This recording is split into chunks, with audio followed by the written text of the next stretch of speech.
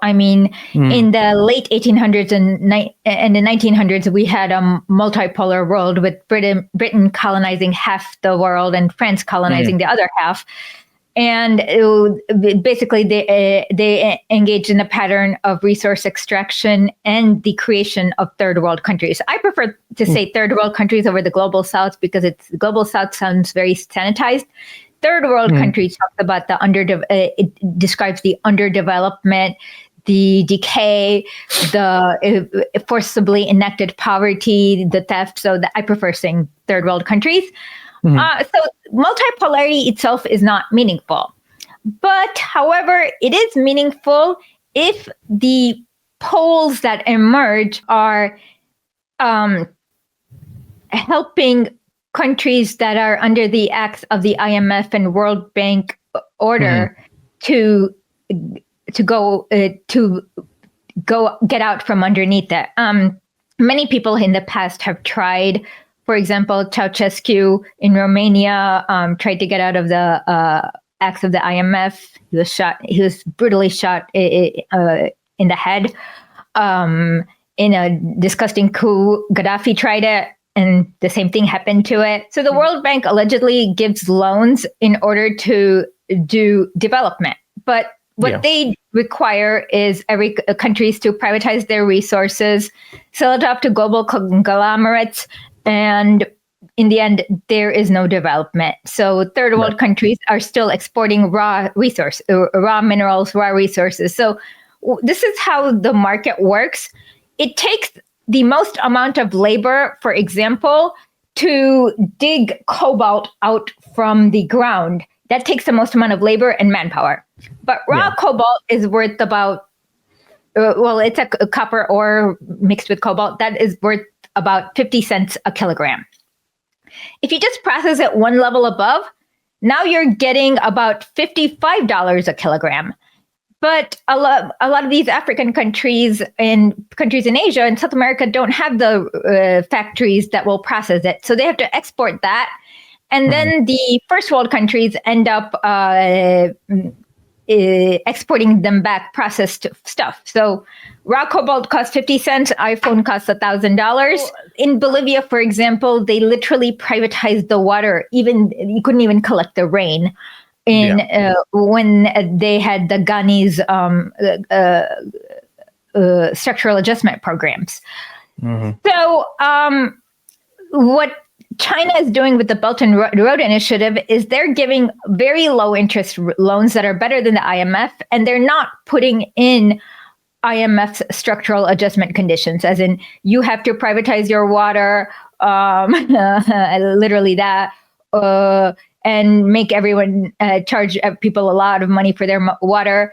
And so then it frees up the country's resources. So right now, every country needs to store some sort of dollars into trade. And that's how the U.S. kind of gets away with being, quote unquote, a wealthy country without actually having that much industry, is because they every country storing dollars forces the dollar value up. But they are working on alternative currency systems. Like SWIFT is one example of a system that is basically controlled by the U.S. And Iran and Russia are currently working together to build an alternative to the SWIFT, so that countries don't have to trade in dollars and they can just kind of discard their dollars and trade in their own currency or a mix of whatever. India and Russia have been doing that for a while, where they're trading in a mix of rupees and rubles. So in those ways, multipolarity could be good, or help the working class, help bring about social change and social revolution. Because these deals with these countries, mainly China, Russia, Iran, are not subject to those awful structural adjustment programs that just keeps a country in a cycle of debt. And sadly, the new government of Syria, the Al-Qaeda, I don't know, Al-Qaeda, ISIS government, whatever it is. It's pretty Al-Qaeda,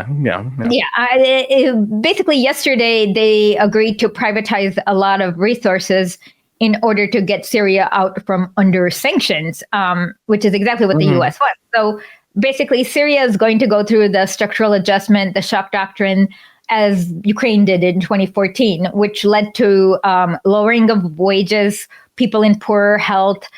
In Ukraine, for example, women are forced to be are so poor that many of them be surrogates, like they're selling their bodies for Western fancies, if that makes sense. Yeah. And what people don't realize is that third world Marxism is very natural because they struggle, they understand the worst of capitalism, that capitalism means children working in cobalt mines for 12 hours a day.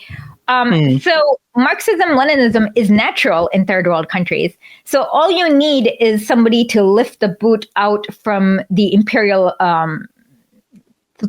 thwartling, and soon a lot more countries will become Marxist-Leninist, and they might not do it in the Bolshevik Revolution way, but they may do it more like Bolivia. Bolivia's path to socialism was that Evo Morales was elected president, and when he was president, he promised to nationalize all the oil and gas resources and create a new constitution. And Bolivia's constitution is one of the most democratic constitutions because literally people in each community, each nation, literally citizens got together on a table and wrote provisions.